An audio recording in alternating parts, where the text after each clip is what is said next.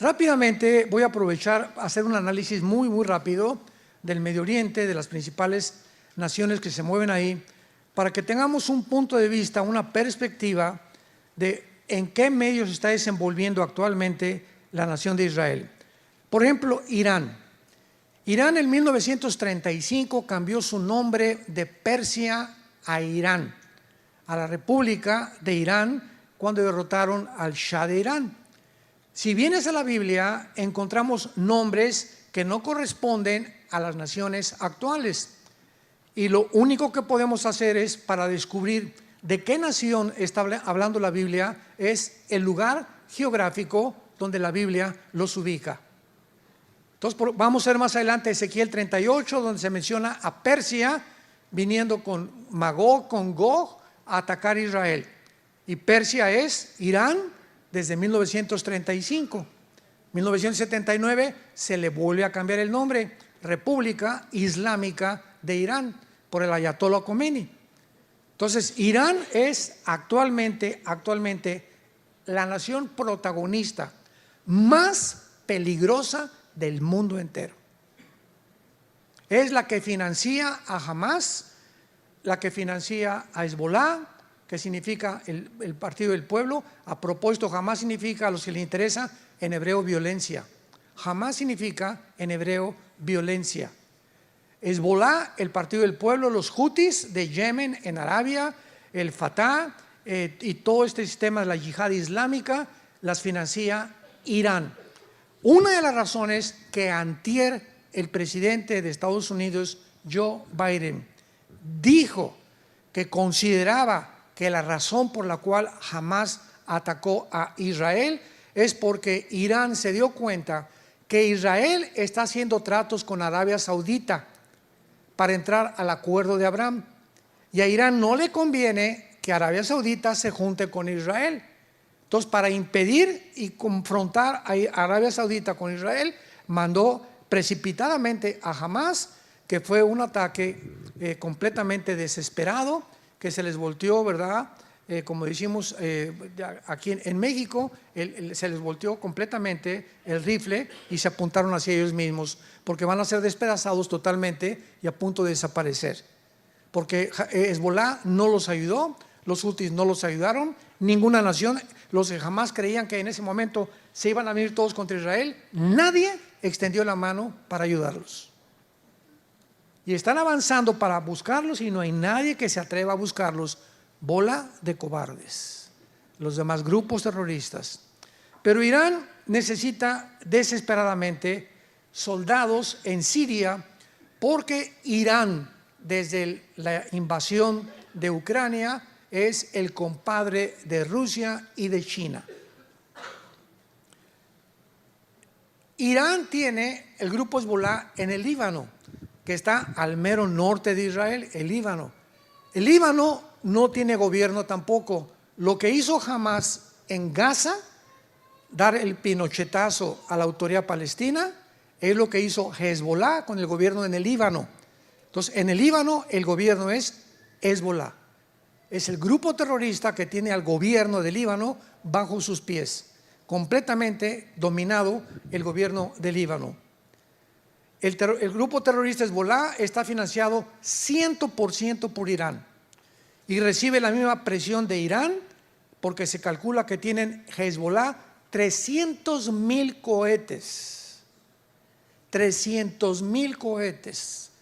Y cuando Hamas creyó que al atacar a Israel o al invadir Israel iban a lanzar todos los cohetes y se iba Israel a ver entre dos fuegos, un solo cohete no lanzaron. Dios sigue actuando de una forma increíble. El jefe de Hezbollah se llama Hassan Nasrallah, que es uno de los líderes de Irán. Repito, el grupo Hezbollah y el grupo de Hamas están controlados, dirigidos, sostenidos y financiados por la nación de Irán. Yemen, que es otra nación del Golfo Pérsico árabe, ahí hay otro grupo terrorista que se llaman los Houthis o los Houthis en inglés. Le han declarado la guerra a Israel con 50,000 terroristas. Vean ustedes nada más cómo está incendiado el Medio Oriente Todos están esperando la oportunidad para exterminar la nación judía. Y Yemen se encuentra a 1.600 kilómetros de Israel. Este grupo también está financiado por Irán. Tienen cohetes que ya han comenzado a lanzar. La semana pasada y hace 2 días lanzaron más de 25 cohetes contra Israel.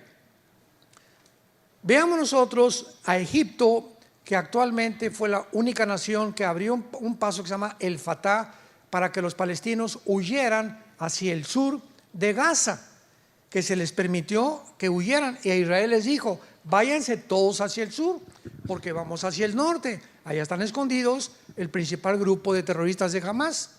Y permitió Egipto un poquito de palestinos que entraran, porque Egipto tampoco quiere a los palestinos. No quieren problemas, no quieren violencia, y además, desde el siglo pasado, solo hay 2 naciones árabes que están unidas en paz con Israel, que son Egipto y Jordania. Nada más, desde el 48 que se independizaron. Y este siglo XXI en que estamos actualmente, el presidente Trump ha sido el único presidente que ha podido lograr lo que se llama los acuerdos de Abraham, donde se unieron ahora, ya no son Jordania y Egipto, ahora son Emiratos Árabes Unidos, Bahrein y Marruecos.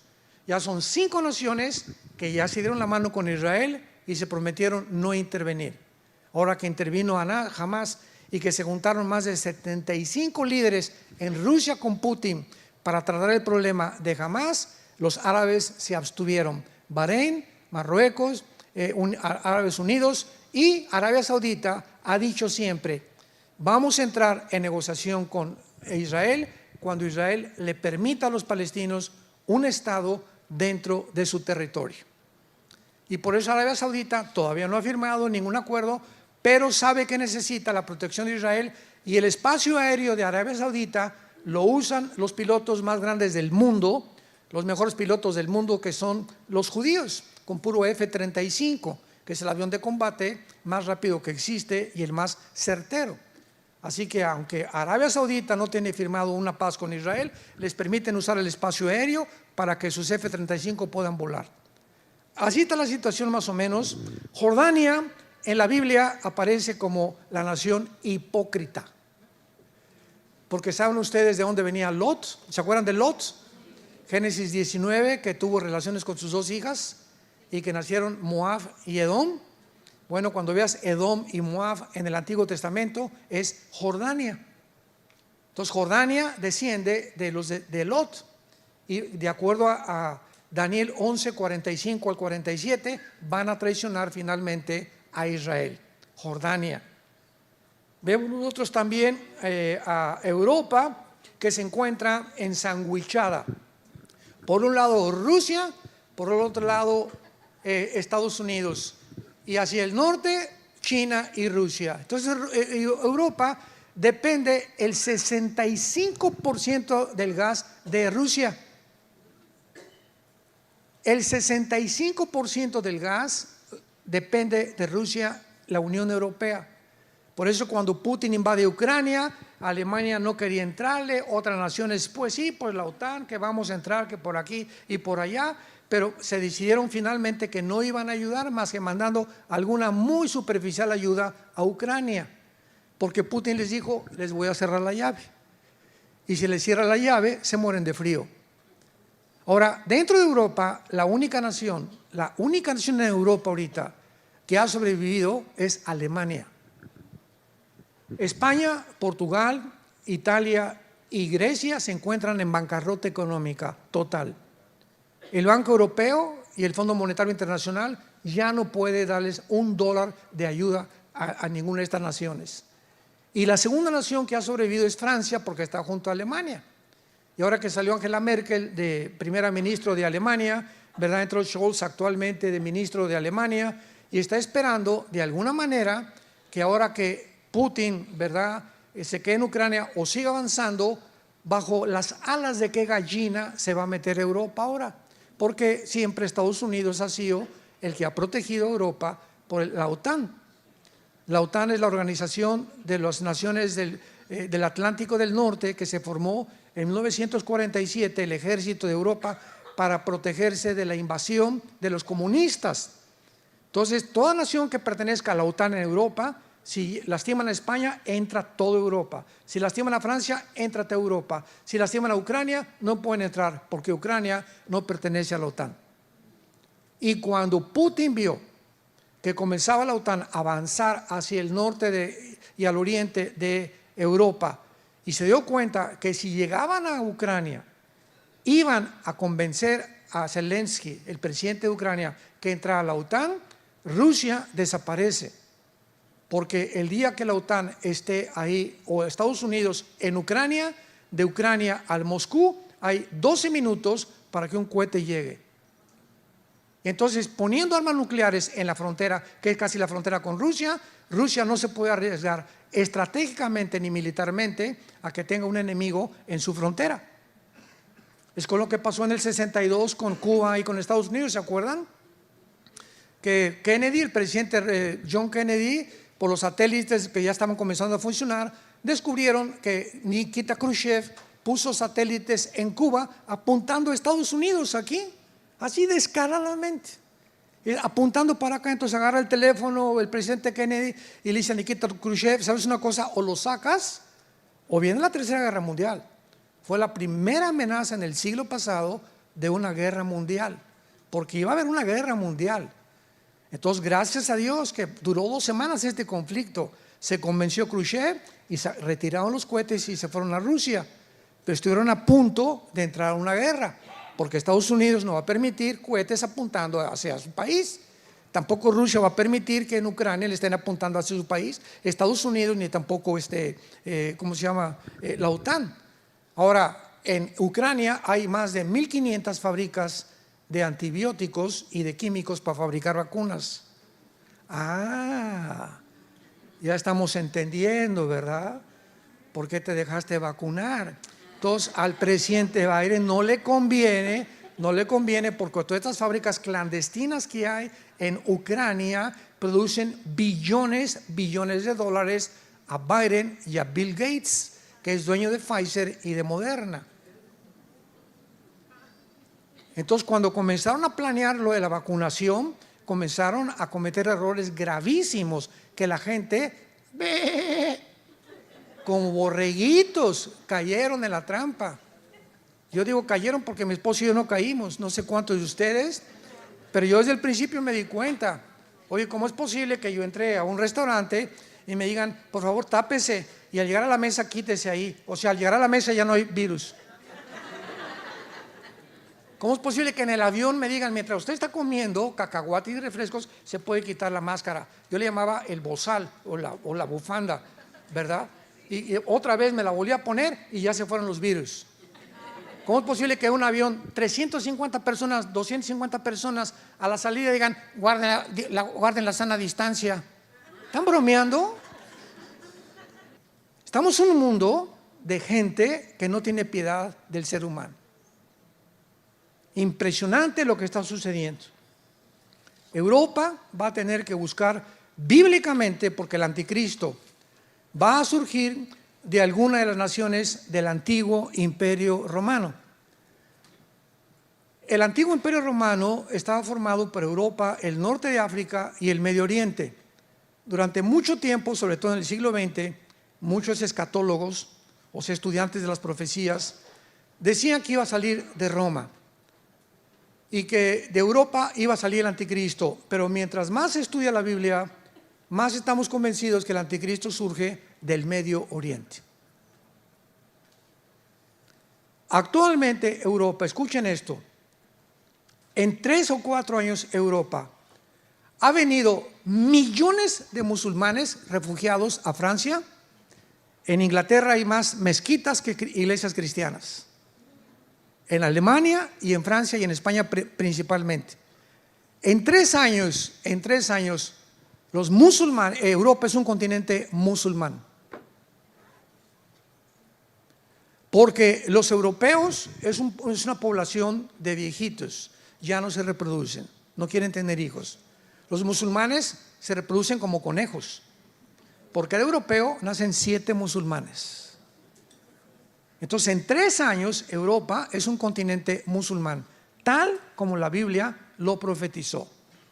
Que la guerra final en el mundo, la guerra de Gog y Magog, sería entre el mundo islámico y el mundo judío cristiano. Las dos corrientes más fuertes que existen religiosamente para el mundo entero. Y Europa no va a tener más que hacer algo importante, porque el anticristo va a surgir cuando digamos que 5 naciones de Europa y 5 del Medio Oriente, Daniel capítulo 2, capítulo 7, se unan. Cuando oigamos, pongan atención, cuando oigamos un G10, se unieron 5 naciones de Europa, 5 del Medio Oriente, hicieron un pacto de las 10. De una de estas naciones surge el cuerno pequeño o el anticristo. Y de acuerdo a Daniel 8, que lo vamos a ver después, surge de entre Irak y Siria. Por eso se le llama al anticristo el asirio. Desde Génesis capítulo 10, Nimrod, que es el primer prototipo del anticristo que fundó Asiria y Babilonia.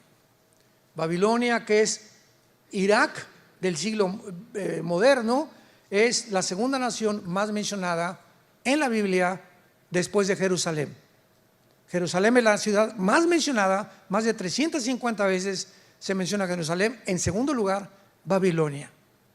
Y Babilonia comienza desde el Génesis y termina en el Apocalipsis. Con Apocalipsis 17, la Babilonia religiosa, la Babilonia comercial, Apocalipsis 18. Así que estamos ante un mundo impresionante. Y ahora lo más asombroso de todo, vayamos a Ezequiel capítulo 38. Y la nación más impresionante después de Irán es Turquía. Turquía, que aparece en la Biblia con el nombre de Togarma. La región de Turquía, Armenia y toda esa zona se llama la Anatolia antiguamente, o la zona también magogita. Pero lo que más impresionante es, y hace poco confundimos a unos periodistas, ¿verdad? Que ¿cómo es posible que los cristianos digan que Turquía se va a unir a Rusia? Y ahora que vino Putin contra Ucrania, Turquía pertenece a la OTAN. Entonces, ¿quién se va a imaginar que va a pelear en contra de Rusia, ¿verdad? Que se va a poner al contrario, que se va a poner al lado de Rusia para pelear contra Europa, si pertenece a la OTAN. ¿Cómo va a traicionar a la OTAN el presidente Erdogan, que es actualmente el presidente de Rusia? ¿Cómo se va a poner del lado de Rusia para pelear contra los Estados Unidos, cuando ha recibido la mayor parte de Turquía de Estados Unidos? Pues la Biblia profetizó hace 2700 años. Apunta ahí en Ezequiel, 2700 antes de Cristo. No antes de Nostradamus, por favor, ni de Walter Mercado. Hace casi 2700 años, dice Ezequiel 38, versículo 3. Así ha dicho Jehová el Señor: yo estoy contra ti, oh Gog, príncipe soberano de Mesec y Tubal. Los que quieran apuntar, Gog es el nombre o un título de un líder, comandante, César, zar, general, cabeza de algo. La palabra Gog en el hebreo es cabeza o líder de algo. Entonces aquí el Espíritu Santo está hablando de un líder que se llama Gog y que es príncipe soberano, Rosh en el hebreo, Nasig, Mesec y Tubal, que es la región de Turquía. Después de que invade Putin a Ucrania, Erdogan, el presidente de Turquía, que permitió un autogolpe de Estado meses antes en Turquía para quedarse en el poder, y la mezquita más grande de Turquía, la Santísima, ¿verdad?, que era antes cristiana, la vuelve mezquita para poder comprender realmente el trasfondo, y da un discurso Erdogan diciendo lo siguiente: yo he sido escogido por Alá para ser el próximo califa del mundo musulmán, del mundo del Islam. Y su deseo y su arrogancia es ser el líder de todo el Islam en el Medio Oriente. Pero Rusia y China se están peleando en el Medio Oriente y Estados Unidos también. En otras palabras, el Medio Oriente, como dijimos al principio, es la manzana de la discordia donde estalla la Tercera Guerra Mundial. ¿Por qué? China, Rusia, Irán, Arabia Saudita, Estados Unidos, todos quieren tomar parte del Medio Oriente, y el que controla el Medio Oriente controla el mundo. ¿Por qué? Porque en el Medio Oriente se encuentra el 65% de las reservas petroleras del mundo. Debajo de Irak, Irán, Arabia Saudita, toda esa zona, 65% de las reservas petroleras del mundo. Y ahora que vino la guerra de Putin contra Ucrania y tenía el control del gas y del petróleo, puso de rodillas a Europa y al mundo entero. Y Biden, no, vamos a ponerle sanciones económicas a Putin, vamos a bloquearle todas las relaciones internacionales o transferencias internacionales con el SWIFT, que los bancos no acepten ya ningún rublo, la moneda rusa, etcétera, etcétera, y que hundamos a Putin sin darse cuenta que tenía la llave del gas, sin darse cuenta que es compadre de Irán y de Rusia, que tienen petróleo, y de Arabia Saudita. Entonces lo que hizo Biden fue hundir a Europa porque se vengó Putin. ¿Y cuál es la venganza secreta de Putin? Va a ser un mensaje que estoy preparando. El arma secreta de Putin era el siguiente, escuchen muy bien. Ahorita Putin, independientemente de lo maligno y todo lo que sea, es el estratega militar más inteligente del siglo XXI. No hay nadie ahorita en el mundo, ni la OTAN, ni Estados Unidos, nadie que se compare con la estrategia de aquel que fue jefe de la KGB, del Servicio Secreto de Rusia. Entonces Putin tenía ya este plan desde hace 4 o 5 años. Y cuando Estados Unidos le impone las sanciones económicas, el arma secreta de Putin es el siguiente. ¿Cuál es el punto débil de Estados Unidos? ¿Su poder nuclear? No, Rusia tiene más poder nuclear que Estados Unidos. ¿Cuál es el punto débil de Estados Unidos? Que no tienen tanta protección como tiene Israel y como tiene tampoco Rusia, tampoco. El punto débil de Estados Unidos es el dólar. 1947-48 se hace la cumbre de Bretton Woods, termina la Segunda Guerra Mundial y las naciones que ganaron la Segunda Guerra Mundial, Inglaterra, Rusia, Canadá, Estados Unidos, votan, primero fue la libra esterlina pero perdió, que el dólar sería la moneda que iba a regir la compra del petróleo, o sea, desde hace 75 más años. Rusia quiere comprar dólares, tiene que convertir los rublos en dólares. México quiere comprar petróleo, tiene que convertir el peso mexicano en dólares. Cuando no estaba la Unión Europea, Francia quiere comprar los francos, tiene que convertirlos en dólares. O sea, todas las naciones son regidas por el dólar desde hace más de 75 años.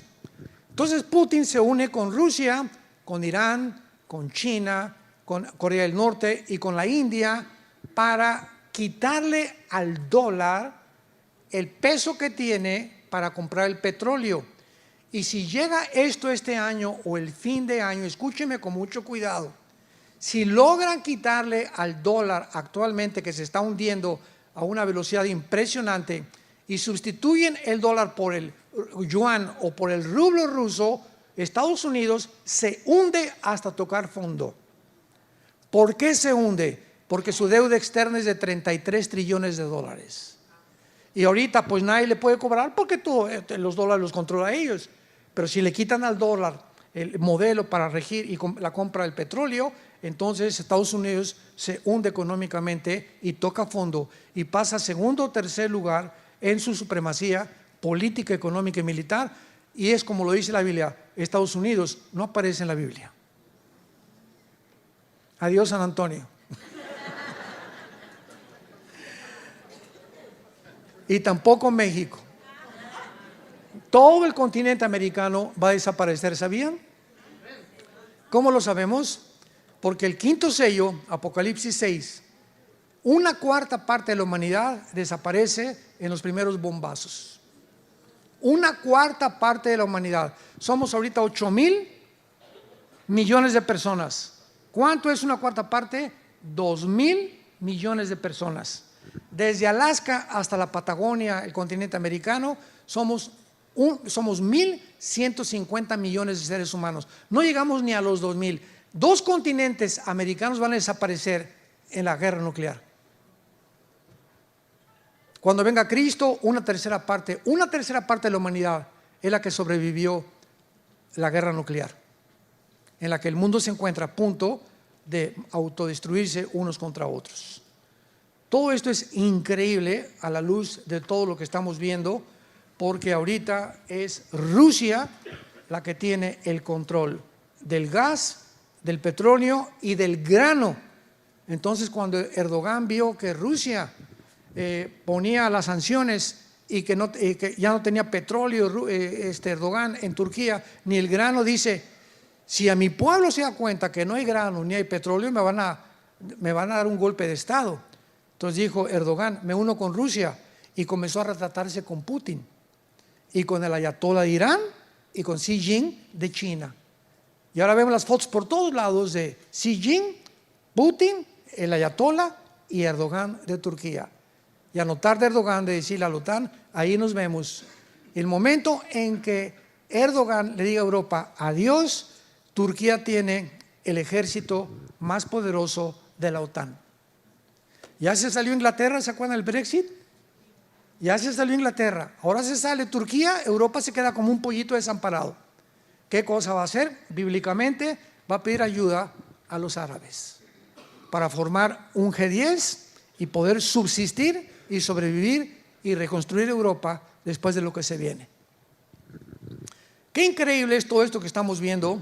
Y vayamos aquí mismo en Ezequiel 38 a las otras naciones que la Biblia profetizó, que son las naciones que actualmente forman ya esta alianza de Rusia, China, Irán, Corea, etcétera, etcétera.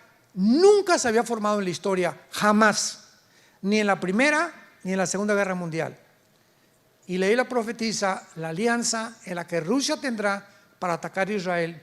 Tal vez este año, el próximo año, no lo sabemos, pero es una de las próximas guerras que debemos esperar en el mundo. Dice el versículo 5, Persia, vayan apuntando, es Irán. Cus y Fut. ¿Cómo sabemos qué naciones son Cus y Fut? Bueno, en Génesis capítulo 10 de la Biblia se encuentran las 70 naciones descendientes de los 3 hijos de Noé: Sem, Cam y Jafet. Tú y yo, todos nosotros, todo el mundo descendemos de los 3 hijos de Noé. Los jafetitas formaron todo el mundo anglosajón europeo. Todos los de tez blanca, güeros, ojos claros, son anglosajones. Los semitas son los árabes y los judíos y el Asia Menor. Y los camitas o de Cam es el continente africano. Entonces, si tú vas a Génesis capítulo 10, versículo 2 y 3, vas a ver que los que descienden de Cam son precisamente Cus y Fut, que son las naciones de Libia, Marruecos, Sudán o Etiopía, que son las naciones del norte de África y todas musulmanas. Increíble. Entonces ponle ahí Irán, Sudán, Etiopía, Gomer, que es Alemania, Togarma, que es Turquía. Apúntalo ahí en tu Biblia. Y junto a Turquía está Armenia, ¿verdad? Que es lo más seguro, porque la palabra Yereka Chafabó en el hebreo que significa de los confines del norte. Y siempre que se nos da una ubicación geográfica, el norte es al norte de Israel, no al norte de San Antonio ni de México. Siempre todas las naciones y todas las ubicaciones en la Biblia, su punto central, el termómetro de Dios, el punto central de Dios es la nación de Israel. Veamos por qué en Amós capítulo 9. Amós capítulo 9. Los que trajeron su Biblia, el versículo 14 y 15, pongan ahí junto al versículo 14 y 15, 14 de mayo de 1948. Veamos que el 14 de mayo de 1948 se cumplió esta profecía al pie de la letra. Al pie de la letra, señores politólogos, ateos, agnósticos que nos acompañan. Amós 9, 14 y 15. Y fue escrita hace 2500 años. Traeré del cautiverio a mi pueblo Israel. Edificarán ellos las ciudades asoladas, las habitarán, plantarán viñas, beberán vino de ellas, pues los plantaré sobre su tierra y nunca más serán arrancados de su tierra que yo les di. Ha dicho Jehová Dios tuyo.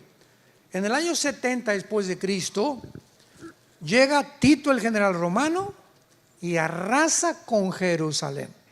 No quedó piedra sobre piedra. Los papiros, los escritos de los judíos, etcétera, etcétera, desaparecieron. Por eso tuvieron los judíos que inventar el Mishnah, que son interpretaciones de la Torah, no es la Torah.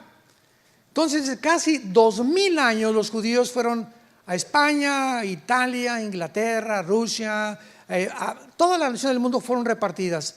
En casi 2000 años es la única civilización, el único grupo étnico, la única cultura que ha existido desde que hay tribus, que en más de casi 2000 años, no perdieron su cultura, sus tradiciones, su religión ni su idioma. Un ejemplo, ahora que mi esposo y yo vivimos aquí en Dallas, aunque tenemos las oficinas en México, todos los mexicanos que vienen aquí a Estados Unidos, ustedes lo saben porque vienen aquí, nicaragüenses, salvadoreños, etcétera, etcétera, a los 4 o 5 años ya no hablan español. Es un fenómeno porque todos buscamos, ¿verdad?, no sentirnos aislados. Entonces nuestros hijos crecen aquí, van a la escuela inglés, y no quieren, ¿verdad?, quieren pertenecer a la cultura. No quieren sentirse marginados de los demás. Y es una desgracia, porque ahora a los bilingües se les paga el doble aquí en Estados Unidos. Y tú vas a Europa y un europeo habla mínimo 3 idiomas. Entonces yo siempre que me encuentro, yo tengo 3 nietos que viven allá en Dallas, 2 nietos, y les digo que no se les olvide, le digo a mi nuera, oye, enséñales español, hablen español en tu casa, en la escuela hablan inglés, en el trabajo hablan inglés, hablas en español para que sean bilingües, van a ganar hasta más dinero. Hace un año nuestra hija Salem, que se acaba de casar, le hablaron del FBI, se graduó ahí en Dallas y estaba estudiando ahorita una maestría en Harvard y le hablaron del FBI, fue en Dallas, ¿verdad? Donde le hablaron, en FBI de Dallas. Y le hicieron como 4 o 5 entrevistas por el perfecto español y inglés que habla. La querían de intérprete, no la querían mandar a ningún field, ¿verdad?, ningún campo. Y ella comenzó a mostrarles, si tú vas a Guatemala, la palabra chango es grosería. Allá no se dice chango, se dice simio o mono. Si vas a Colombia, para todo dicen, sí señor, no señora. A los popotes les dicen pajilla. O sea, es impresionante cómo cambia el idioma español. En Costa Rica, a los ticos, en Costa Rica a las niñas les dicen huilas. Huilas en México es prostituta. Y no digo otras palabras, ¿verdad? Pero de acuerdo aquí en Latinoamérica, tú vas a Uruguay, vas a Colombia, hay palabras que completamente son diferentes y frases que no son iguales en México, ni son iguales en Guatemala, ni en Nicaragua. Entonces lo que quería el FBI era que mi hija pudiera distinguir los modismos a través de intérprete, para que cuando agarren ciertas personas les dijera de qué país son, por la forma como hablan y por el acento. Entonces esto es impresionante, porque pues mi esposo y yo oramos, gracias a Dios, que no lo acepten, porque todas las agencias federales ahorita en Estados Unidos están completamente corrompidas. Es un gobierno completamente corrompido, como la mayoría del mundo, ¿verdad? Y gracias a Dios que ya nuestra hija está en la obra con nosotros, trabajando de tiempo completo. Gracias, Padre Santo. Y esto solamente es un ejemplo que damos porque Israel, después de casi 2000 años, no pierden su cultura, sus tradiciones. Les repito, es único en el mundo.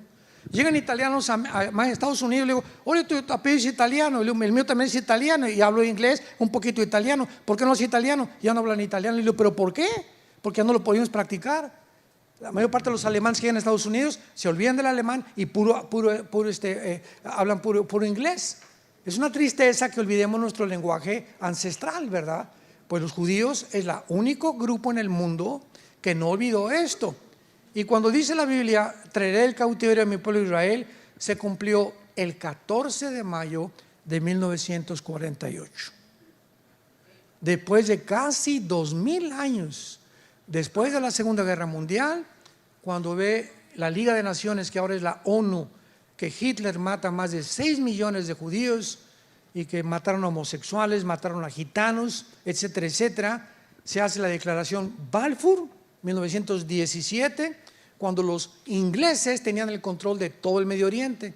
Entonces llegan los ingleses en 1943 o 44 y le dan el control completamente y dividen el Medio Oriente entre Francia e Inglaterra, dividen la Cisjordania y le dan a los árabes y a los judíos mucho del territorio que actualmente tienen y muchos conservan. Pero fueron casi 2000 años. Pero no ahí se acaba la cosa. Aquí se cumple la primera profecía: los judíos tenían que regresar. Número 2, edificarán las ciudades y habitarán en ellas, plantarán viñas, beberán el vino de ellas. Cuando llegaron el 14 de mayo, nombran a David Ben Gurión primer ministro de Israel. Un solo olivo, un árbol no había en Israel. Era un desierto totalmente. Y lo habitaban unos poquitos árabes, unos poquitos judíos. En 1950, en 2 años, los judíos plantan 6 millones de olivos en la obra de la infraestructura y de la ingeniería hidráulica y agrícola más portentosa del siglo XX. ¿Por qué? Porque decía la Biblia que iban a edificar e iban a plantar árboles. Tercera profecía: porque los plantaré sobre su tierra y nunca más serán arrancados. 14 de mayo 1948.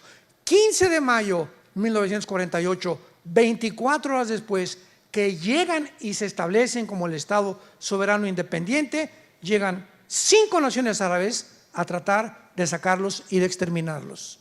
Perdieron. 1956, la guerra del Canal de Suez con Egipto, ganan otra vez la guerra los judíos. 1967, la guerra de los 6 días. De acuerdo al general Schwarzkopf, lean la Biblia, el libro de la biografía del general Schwarzkopf. ¿Quién es el general Schwarzkopf? Es un general alemán nacionalizado norteamericano, que cuando llegaron los americanos a sacar a Hussein en la guerra del Golfo Pérsico, él fue el que dirigió a 29 naciones. Era un general de aquí de Estados Unidos, Schwarzkopf, y escribió un libro que se llama Mis aventuras en West Point, que es la academia en Estados Unidos donde entrenan a los mejores militares de carrera.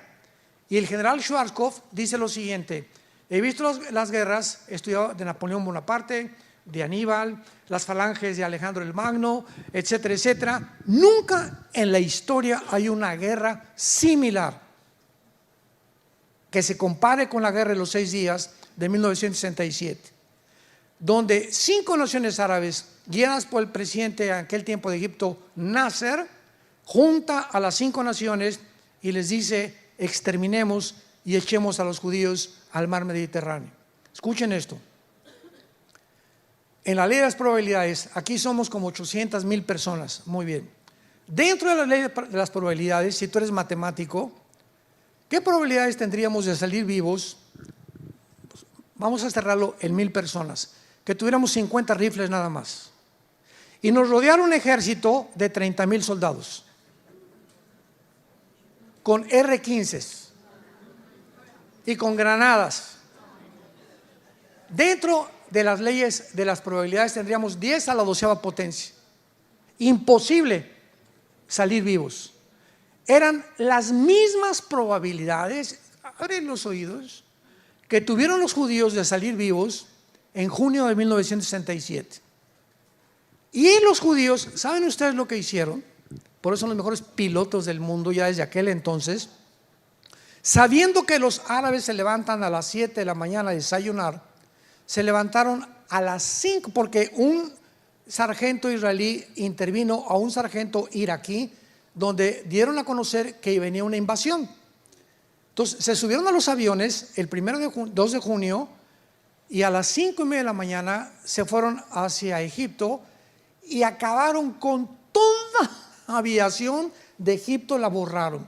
Se brincaron a Jordania y acabaron con toda la aviación de Jordania, con toda la aviación de Irak, con toda la aviación de Siria, con toda la aviación de Líbano. En 6 días los judíos habían destruido completamente el ataque de 5 naciones árabes. ¿Saben por qué ganaron en 6 días? Porque el 7º tenían que descansar. Increíble, ¿verdad? Bueno, 1973, la guerra de Yom Kippur, que fue hace 50 años, vuelven a ganarla. No han perdido una sola guerra, rodeados de 22 millones de árabes. Nunca nadie los va a volver a arrancar. Los árabes se dieron por vencidos y formaron los grupos terroristas.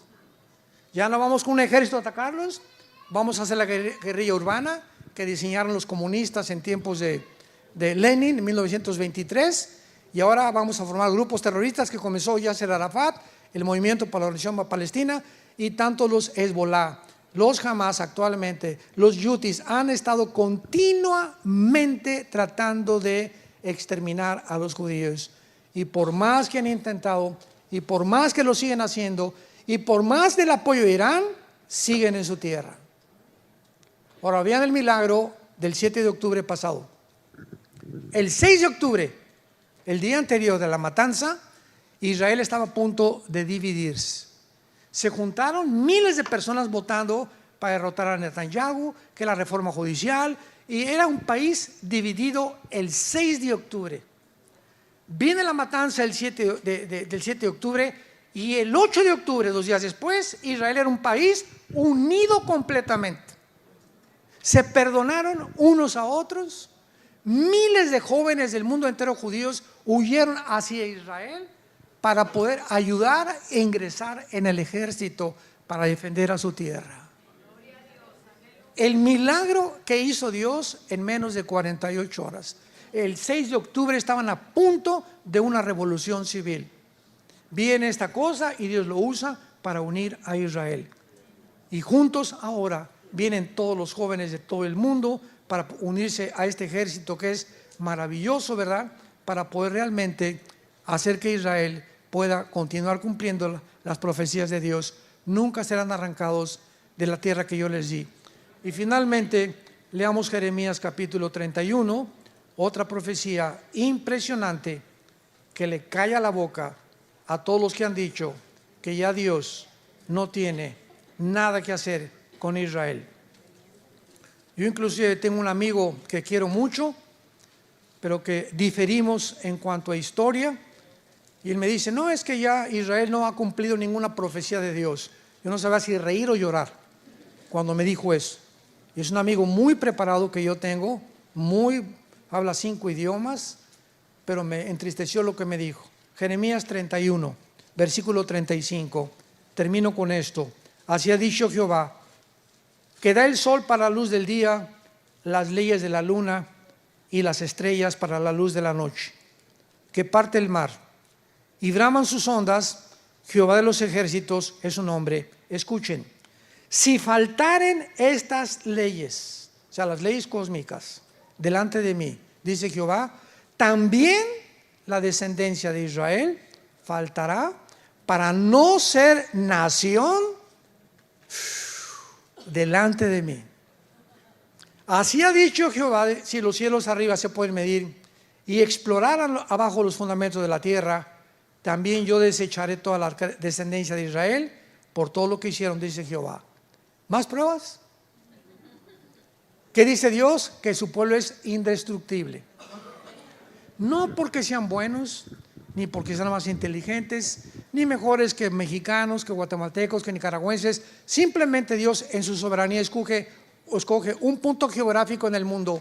Un puntito, ve el mapa, es un puntito insignificante, Israel. Todos los árabes ricos en petróleo, multimillonarios. Israel no tiene absolutamente ahorita una gota de petróleo, y todas las naciones alrededor, pobres, queriendo exterminarlos, sacarlos, porque es la única democracia, porque es la única cultura que no tiene el Islam, que no son musulmanes, que no tienen sus tradiciones paganas, que no tienen la muerte como su principal objetivo, sino la vida. Entonces para ellos dicen, esta nación no puede estar en medio de nosotros, tenemos que sacarlos. Y si no entendemos esto, no entendemos la geopolítica del mundo. Y Dios lo hace simplemente para lo siguiente que voy a decir. Israel es la evidencia más grande, la sobrevivencia más grande de que Dios existe.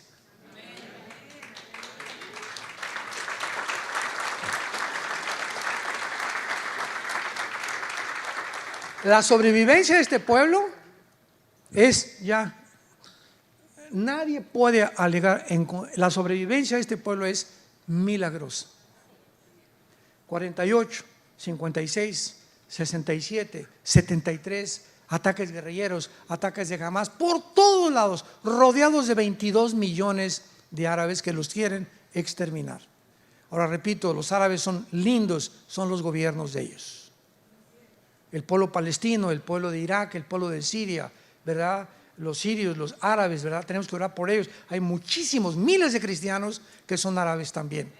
Entonces, cuando hablamos de eso, no estamos hablando en general. Estamos hablando, repito, de los gobiernos corruptos que pertenecemos ahorita todos los ciudadanos en el mundo entero.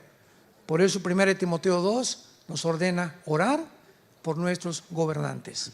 Oremos por ellos. Padre Santo que estás en el cielo, te damos gracias, Señor, por guiarnos y mostrarnos la atmósfera espiritual que nos rodea. Y sabiendo que este mundo está ya energetizado, influenciado por fuerzas, poderes espirituales de maldad. Tu palabra dice que las cosas no van a mejorar, van a empeorar para aquellos que viven lejos de ti. Mas a vosotros, dice el Señor, resplandecerá la luz. No teman, mi pequeña manada, en el mundo tendrán tribulación, pero yo he vencido al mundo. Mi paz les dejo, mi paz les doy. Voy a preparar un lugar para ustedes, para que donde yo estoy, ustedes también estén. Peleen la buena batalla, echen mano de la vida eterna, esfuércense, mis valientes guerreros y guerreras, que la victoria es nuestra. Es el tiempo de alumbrar, es el tiempo de dar testimonio, es el tiempo del arrepentimiento, es el tiempo de orar por nuestros gobernantes. Te pedimos, Padre, por el presidente Joe Biden, por Jill, su esposa, por su hijo Hunter, por sus nietos, por el presidente de México, señor López Obrador, por su familia, sus 3 hijos, por el presidente de Argentina, el de El Salvador, los de España, los comunistas en Europa. Te pedimos, Padre, que les des sabiduría para gobernar, que cambie sus corazones, que le des sabiduría actualmente a Israel para saber qué decisiones tomar, tan difíciles que están tomando actualmente en el mundo. Te pedimos, Padre, que mientras llegue el momento de estar contigo, tengamos paz en nuestra vida y la esperanza a la que nos has llamado. En el nombre de Jesús. Amén.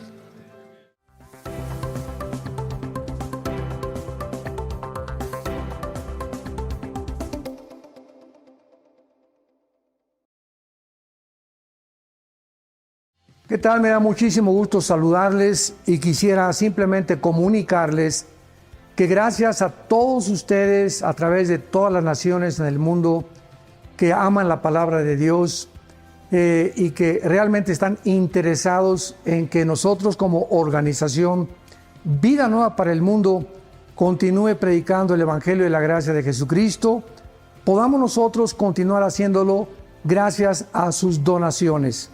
Este año cumplimos 46 años de ministerio, 46 años donde hemos predicado, pensamos y consideramos de una forma fiel el Evangelio, la sana doctrina de Jesucristo. Nosotros con todas estas donaciones tenemos que sostener pastores, misioneros, obras, equipos de televisión y aún continuamos buscando la manera de poder elevar este ministerio. Hasta este momento, quiero que ustedes estén enterados, no tenemos una sola.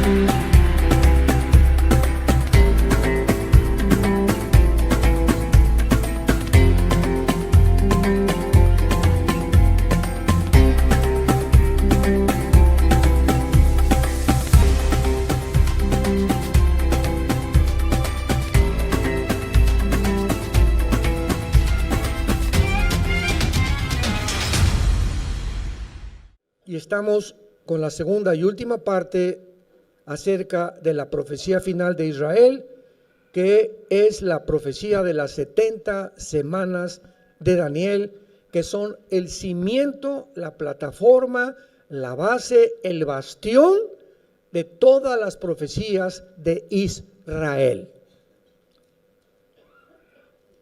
Rápidamente, Daniel se encuentra bajo el imperio persa, comienza a examinar las profecías de Jeremías, descubre que los 70 años de exilio de Babilonia están a punto de cumplirse, se pone a ayunar, se pone a orar, a buscar a Dios con todo su corazón, porque Daniel quería saber qué futuro le esperaba después del exilio a Israel. Todos en el Antiguo Testamento esperaban algo muy importante, que se llama el reino de Dios, el reino mesiánico de Dios, del cual todos los profetas profetizaron. Entonces Daniel quería saber, ¿ya viene el reino de Dios? ¿Ya vamos a entrar al reino de Dios? Cuando Cristo vino al mundo, vino anunciando precisamente, el reino ha venido a ustedes. Pero él estaba hablando del reino espiritual. O sea que todos aquellos que creyeran en mí, dijo Jesucristo, comienzan a entrar espiritualmente al reino de Dios. Y nosotros nos adelantamos a Israel para entrar al reino de Dios espiritualmente. Pero también viene un reino físico que se conoce como el reino mesiánico de 1000 años. Que explica todo el capítulo 20 de Apocalipsis y se conoce como el milenio. Así que si tú tienes a Cristo y yo tengo a Cristo, ya estamos en el Espíritu, en el reino de Dios. Por eso dice Efesios que ya estamos sentados con Cristo. Romanos capítulo 6, ya fuimos enterrados, cuando Cristo resucitó, resucitamos con Él. Algo que sucedió hace 2000 años. ¿Cómo es posible que el Apocalipsis haya sido escrito hace 2000 años? El apóstol Juan viaja al futuro 2000 años y ve la guerra del Armagedón, ve la guerra mundial, ve al anticristo, ve al falso profeta. Juan regresa otra vez a donde se encontraba en la isla de Patmos, exiliado en Apocalipsis, y escribe algo que ya sucedió, que no ha sucedido y que está por suceder. ¿Te están brincando las neuronas? ¿Cómo es posible que pueda encontrar en la Biblia cosas que ya sucedieron? Porque lo que vio Juan, el mundo gira en 365 días. Juan se adelantó 202,000 vueltas de la tierra alrededor del sol. Juan se adelantó 2000 años y vio un evento y regresa otra vez al mismo lugar donde se encontraba en el imperio persa. Cuando Alberto Einstein descubre la fórmula E igual a mc al cuadrado, Einstein descubre la cuarta dimensión. Lo que la Biblia explica, energía igual a la masa por la velocidad de la luz al cuadrado. ¿Qué significa esto? Que el tiempo no existe. El tiempo no existe. Ahorita ve tu secundero en tu reloj. Presente. El momento que marca un segundo el secundero, el pasado, ¿dónde está?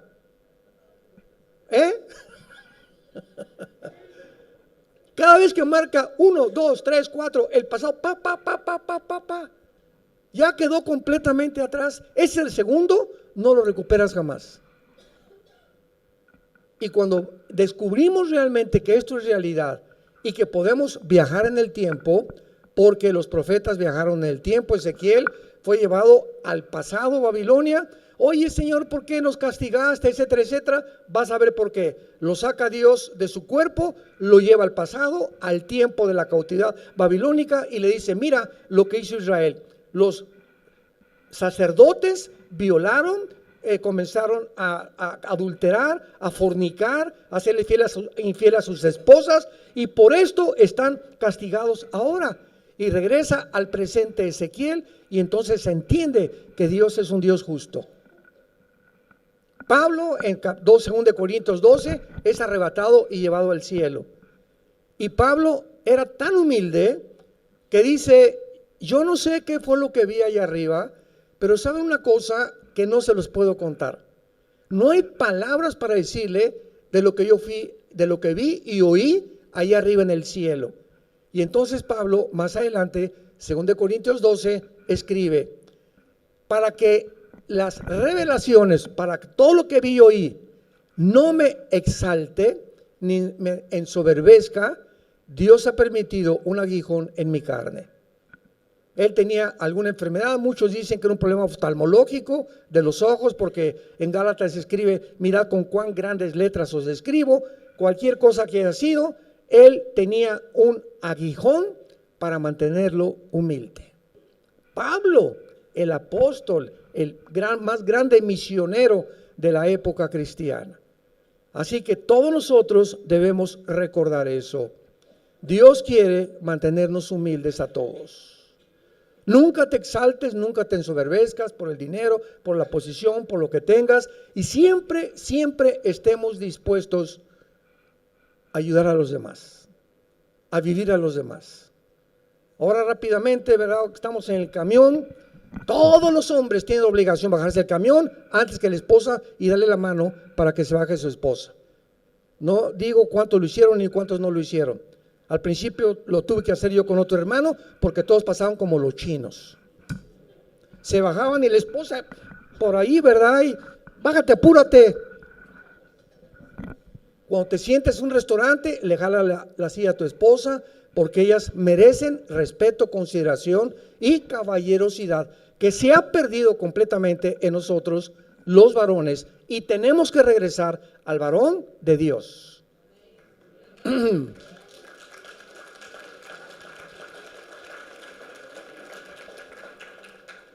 Te vas a subir a tu vehículo, te das la vuelta, le abres la puerta a tu esposa para que suba. Ya que se suba, le cierras la puerta, te regresas y te pones al volante. Y no le dices: échate en la cajuela. Estos detalles a nosotros los varones nos parecen que no tienen la menor importancia. Para ellas tiene muchísimo, porque la mujer es muy detallista y tenemos que estar continuamente enamorándolas. Se pierde la caballerosidad. La mujer necesita sentirse respetada, admirada y cuidada, porque para eso Dios nos creó más fuertes que ellas. Y hablo en sentido general. Claro que hay mujeres como Golda Meir, la primera ministra, Margaret Thatcher, mujeres increíbles. La excepción no rompe las reglas. Pero generalmente hablando, la mujer necesita caballerosidad. Como varones, no perdamos eso, hermanos. Cada vez que te bajes del autobús, bájate tú primero, dale la mano para que ella se baje las escaleritas. En cualquier momento está listo para ayudarla, porque eso es lo que nos hace verdaderamente, repito, varones de Dios. Nos quedamos en el capítulo 25 de Daniel 9 y estamos viendo las 6 cosas profetizadas para que nosotros conozcamos que cada una de estas se tiene que cumplir antes de la segunda venida y en la segunda venida de Jesucristo. Y dice el versículo, 24, las últimas 2 cosas en las cuales pusimos un paréntesis en la primera conferencia antier. En quinto lugar, para sellar la visión y la profecía. Sellar la visión y la profecía.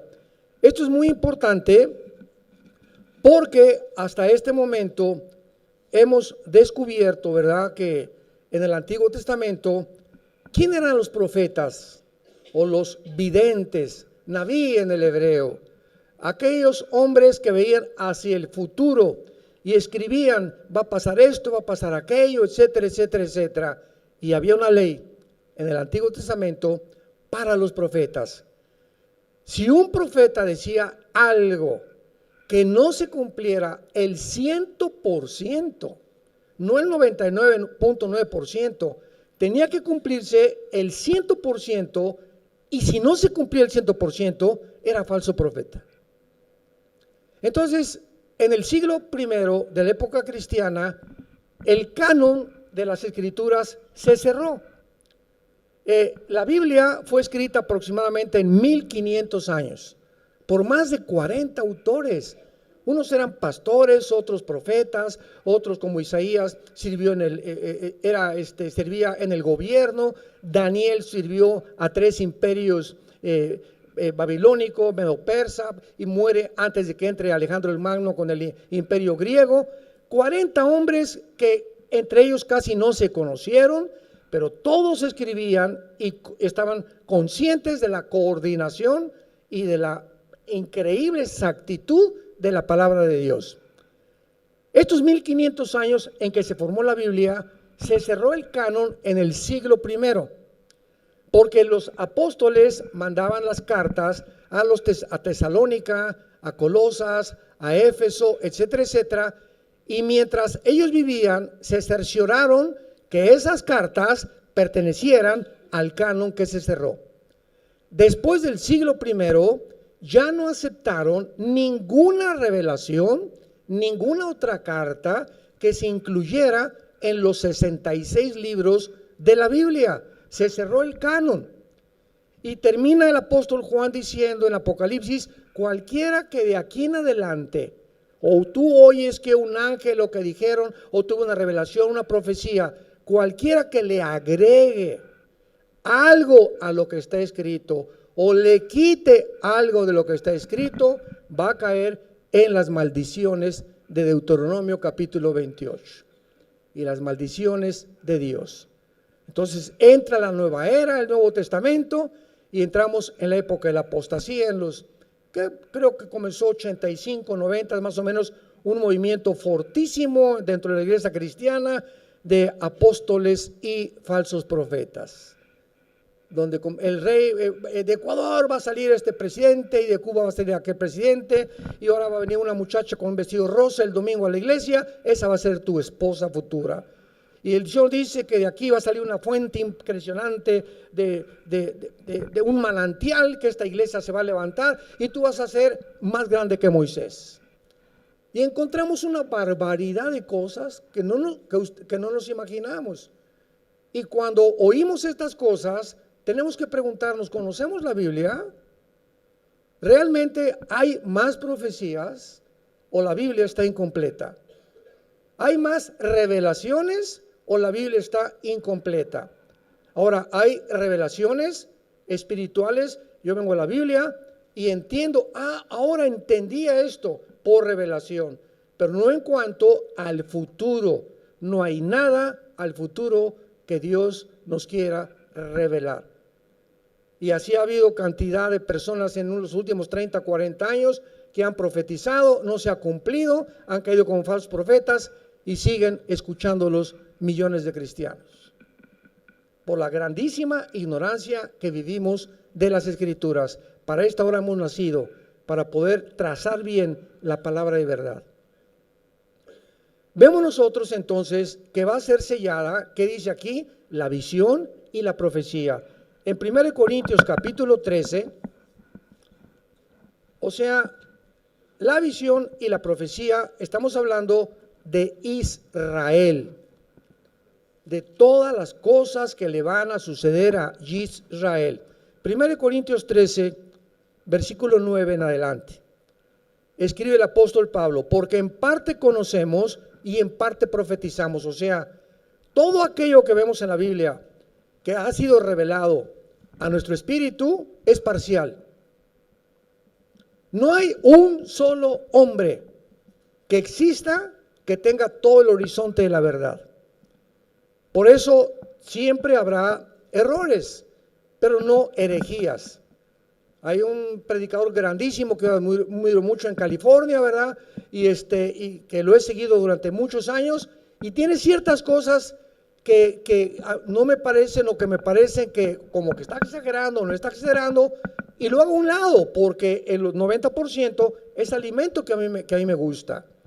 Hay otro teólogo, ¿verdad? Fulano de tal, que tiene unos libros maravillosos y los he leído, etcétera, etcétera, pero es hipercalvinista, por ejemplo, que cree que algunos fueron escogidos para el cielo y otros para el infierno, lo cual no estamos de acuerdo en lo absoluto, porque no se puede negar la libertad y la responsabilidad moral que tenemos delante de Dios.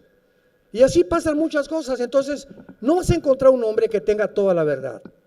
Yo muchas veces he dicho cosas, ¿verdad?, que me arrepiento de haberlas dicho, y las que realmente puedo lastimar a la gente, tengo que pedir perdón. Tenemos que humillarnos delante de Dios. Esto lo dije, sucedió creo que el año pasado. Yo dije, creo que el 28 viene Cristo.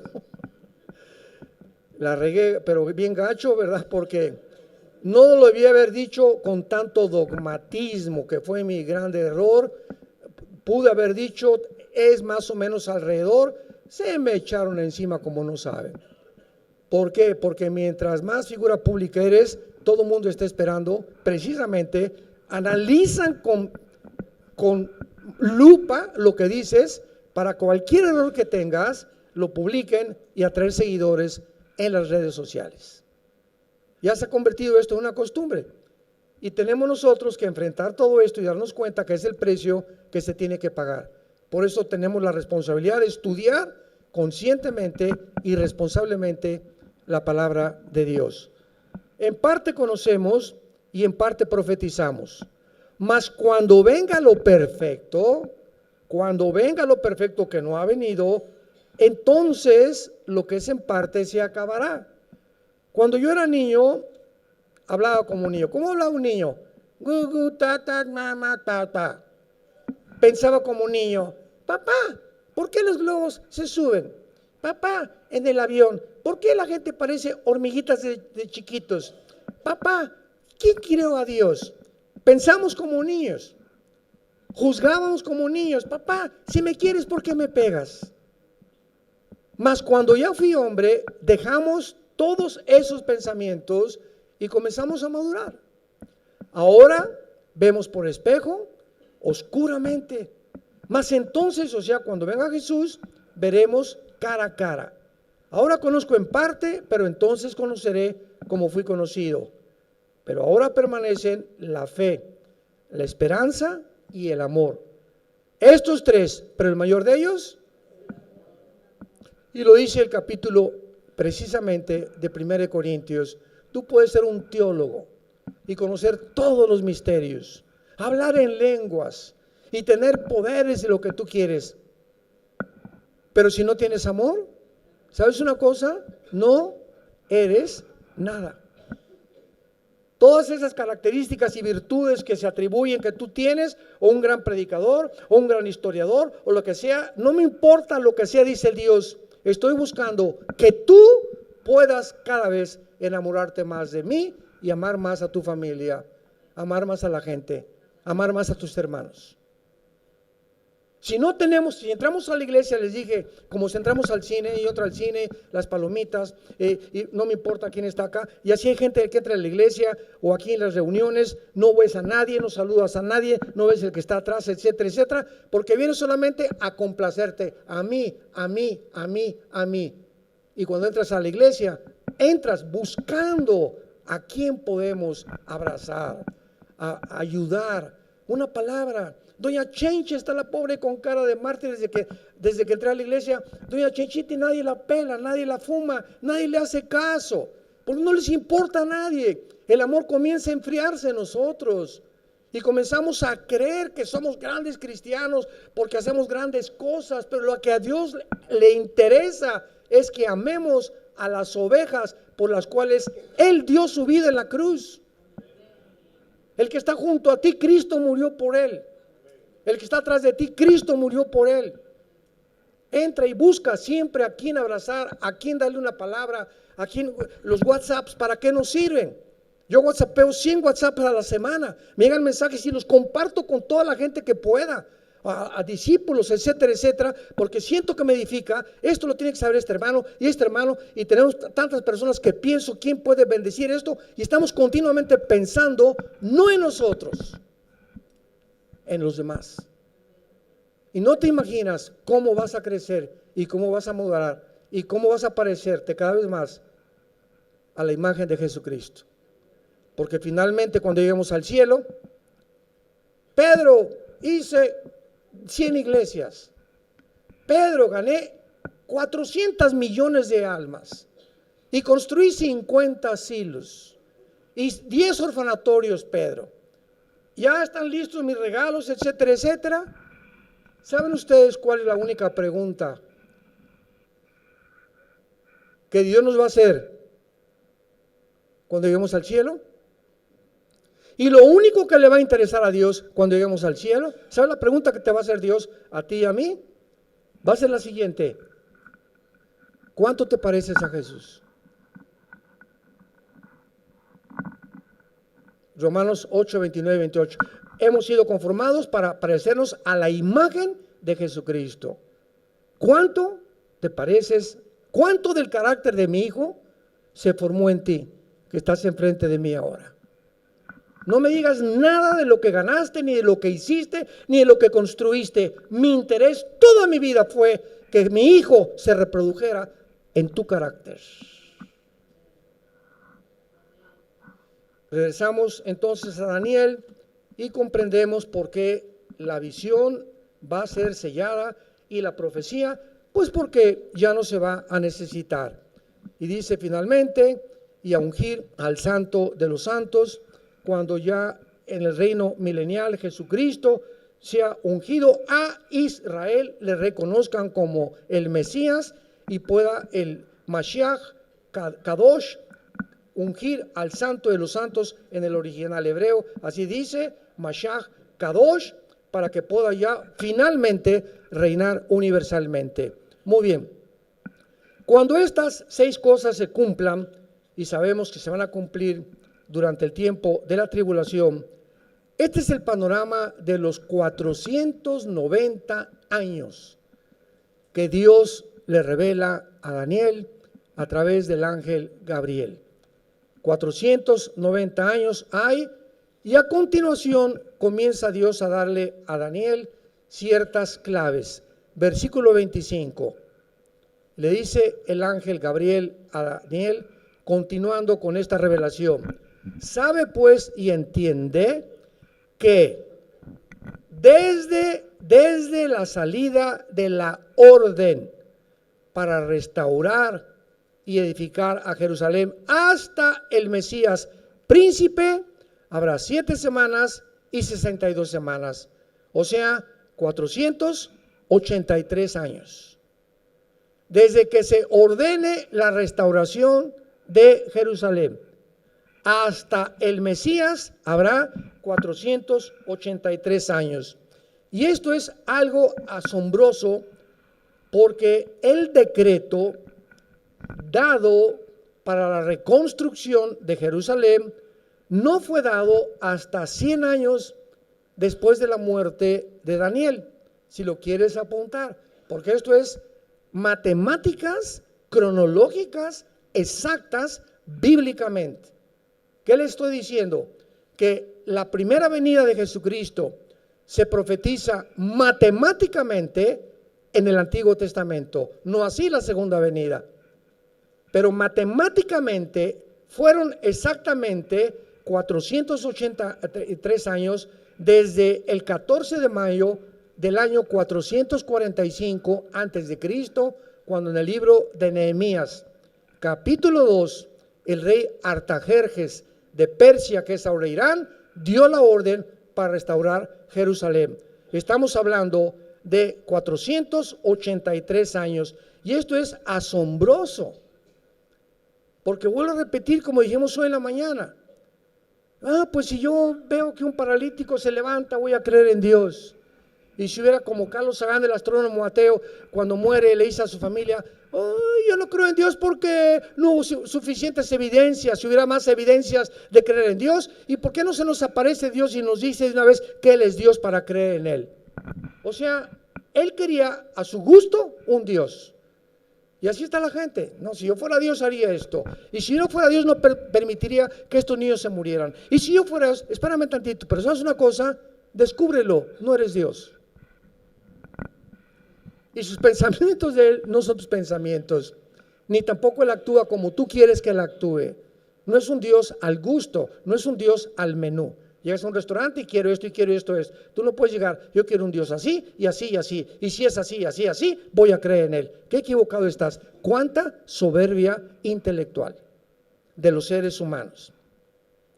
Entonces, después de los 483 años, comienza la reconstrucción, y cuando Jesús entra a el Domingo de Ramos, el Domingo de Ramos se cumplen los 483 años desde el 14 de mayo del año 445 antes de Cristo, de una forma cronológica asombrosa que solo Dios lo pudo hacer. Y cuando Cristo entra a Jerusalén, Él comienza a decirle a la gente, vayamos a ver qué fue lo que expresó en Lucas 21, para que entendamos claramente que fue en esta época cuando Cristo realmente cumple esta profecía, el príncipe que ha de venir. Lucas 21, dice el versículo 24, caerán a filo de espada, serán llevados cautivos a todas las naciones. Jerusalén será hollada o pisoteada o devastada por los gentiles hasta que los tiempos de los gentiles se cumplan. Dios profetiza a través de su Hijo Jesucristo, donde nos encontramos nosotros. Los judíos no van a volver a tener el control de esta nación hasta que Jesucristo regrese. En la guerra de 1967 recuperaron parcialmente el general Moshe Dayan. Hoy en la librería del Holocausto, ¿no se asomaron a ver los libros que hay? Yo me los quería traer todos. Era increíble la cantidad de información que había. Todo un libro dedicado a la guerra de los 6 días, al antisemitismo, a la guerra del 73, Yom Kippur, a la del 48, a la vida de Ben Gurión, el primer presidente de Israel. Había una biblioteca impresionante, muy barato los libros, acerca de toda la historia de Israel. Pero en 1967, Israel es rodeada otra vez, el 48, 56, 67, el junio de 1967, por 5 naciones árabes. El presidente Anwar Nasser de Egipto le habla al presidente de Siria y de Irak y de Líbano: ya estamos hartos de los judíos, echémoslos al Mediterráneo.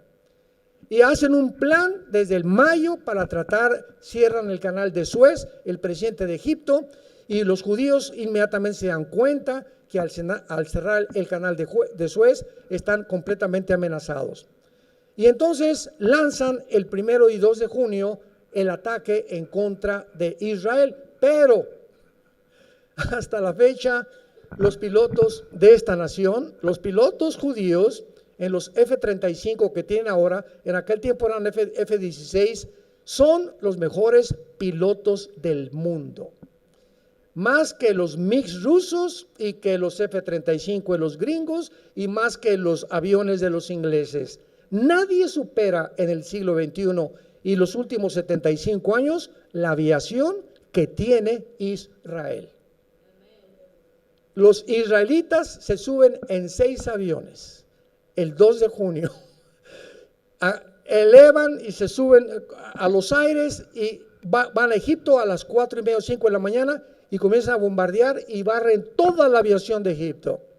Después Jordania, el rey Hussein, oye, y comienza la propaganda, estamos ganando la guerra, dice Nasser y sus mentirosos de los que tienen el control de la propagación de las noticias. Y Jordania, el rey Hussein, pues sí, pues yo le entro, no me quiero quedar atrás de esta victoria contra los judíos. Y entra Jordania y un piloto o un sargento judío intercepta la comunicación entre Jordania y Egipto y se van contra Jordania y le acaban completamente con lo que tiene, acaban con todos los aeropuertos del Líbano, de Siria y de Egipto. Y de Egipto. Y el 6º día, como dijimos, ya no había nada que conquistar. El general Moshe Dayan entra a Jerusalén y comienza primero, Baruch Hashem Adonai Elohim, Dios bendito el que viene en el nombre del Señor. Jerusalén ya es nuestra. La península del Sinaí la conquistan, entran a Egipto, a la península del Sinaí y las colinas del Golán. ¿Se acuerdan? El mar de Galilea, que es la frontera con Siria, se apoderan de toda esa frontera en 1967. Pero pasan algunas semanas y la Liga de Naciones o las Naciones Unidas, la ONU, les manda un recado y les dicen, si ustedes mantienen el control de la península de Sinaí y no se salen de las colinas del Golán, va a haber una guerra peor todavía contra los musulmanes. Entonces el general Moshe Dayan se sale de la península del Sinaí y les dejan ese territorio que conquistaron. Y Jerusalén, tienen que repartir Jerusalén y les dejan la mitad, como mañana lo vamos a ver, los muros de los lamentos es la parte que le corresponde a Israel y del lado izquierdo es del Islam. Entonces viene un acuerdo para que entreguen la mitad de Jerusalén.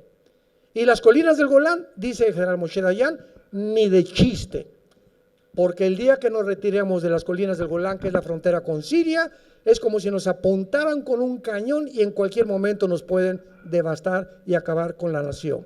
Entonces, hasta este momento mantienen el control de las colinas del Golán, de la mitad de Jerusalén, y cuando llegan, ¿verdad?, le dan la franja de Gaza a los palestinos y el Banco Oriental en Jericó, donde tú y yo comimos hace 1 o 2 días.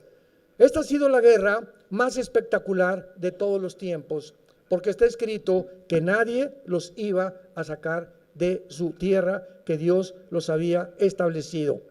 Ahora, vean ustedes también que esto es maravilloso, porque en Mateo capítulo 23, Cristo dijo estas palabras, versículo 37 al 38.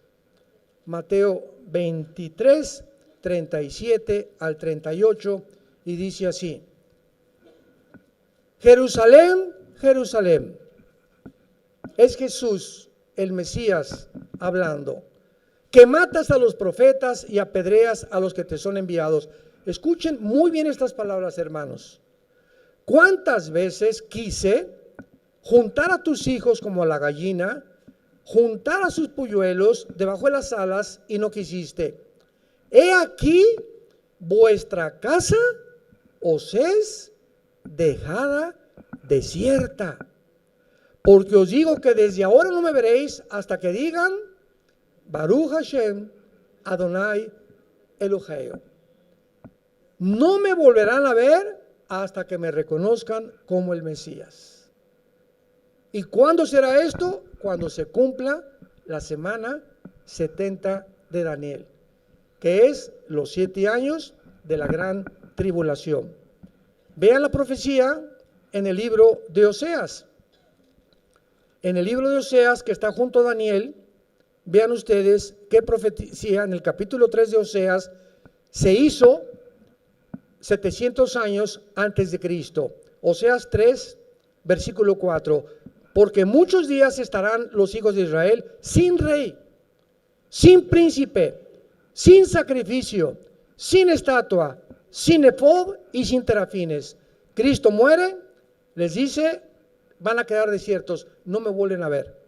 Yo me regreso al Padre y no voy a regresar hasta que cuando regrese ustedes sepan y me reconozcan que yo soy el Mesías. Entonces Cristo se va al cielo y Dios forma la iglesia y Israel queda ahorita bajo el juicio de Dios. Actualmente Israel no es la nación de Dios. En Cristo no hay judío, ni griego, ni italiano, ni español, ni mexicano. Ahora me decía nuestro guía, entonces el judío, ¿qué es actualmente? Digo, los que se acepten como el Mesías forman parte de la iglesia. Y la iglesia está formada actualmente por judíos mesiánicos que han aceptado a Jesús. Un judío ahorita que acepta a Jesús forma parte de la iglesia. Como el capitán del barco en Galilea que se presentó y dijo que él creía en el Mesías, es judío, él forma parte de nosotros, de la iglesia. Así que nosotros, me preguntaron también, ¿y por qué no te haces tú judío? Le digo, porque ya lo somos. ¿Cómo que ya son ustedes judíos? Sí, porque la palabra judío significa el que alaba. Y Jesús dijo, Dios mi Padre busca a los que le alaban y adoran en espíritu y en verdad. Y ahora la iglesia somos los únicos que alabamos a Dios en espíritu y en verdad. Somos los verdaderos judíos. Espiritualmente, no tengo que hacer un juramento al judaísmo ni ponerme la kipá para poder identificarme con Israel. Dios sabe quiénes somos nosotros, pero hemos dicho y nos hemos cansado, Dios no ha acabado con Israel. Viene por ellos y todo esto que estamos haciendo, visitando y llenando esta tierra con todo aquí con los cristianos, no se imaginan el testimonio que estamos dando, principalmente a los guías. Están asombrados los guías que sabemos más de teología que ellos. Ellos son expertos en historia y en arqueología y paleontología, antropología, y qué bárbaro, qué lecciones. Hemos recibido lecciones gratuitas, ahora sí, ¿verdad? Incluidas en el viaje, una lección de un maestro todos los días. Yo no me canso de ir, Isaac, cuánto conocimiento tienen por el amor de Dios, pero no pueden meterse a la teología porque aún las vendas no se les caen de sus ojos y no entienden muchas cosas que nosotros hemos comenzado a entender. Regresamos a Daniel y en penúltimo lugar dice la Biblia que después de que las murallas sean reconstruidas, se cumplan los 483 años, versículo 26. Y después de las 62 semanas se quitará la vida al Mesías. Profetizado 600 años antes de Cristo. Daniel vivió en el año 680, 683 antes de Cristo. Y dice, mas no por sí. Y el pueblo de un príncipe que ha de venir destruirá la ciudad y el santuario. Y su fin será con inundación hasta el fin de la guerra. Durarán las devastaciones. Y por otra semana, aquí está, la última semana, los últimos 7 años para que se acaben de cumplir los 490 años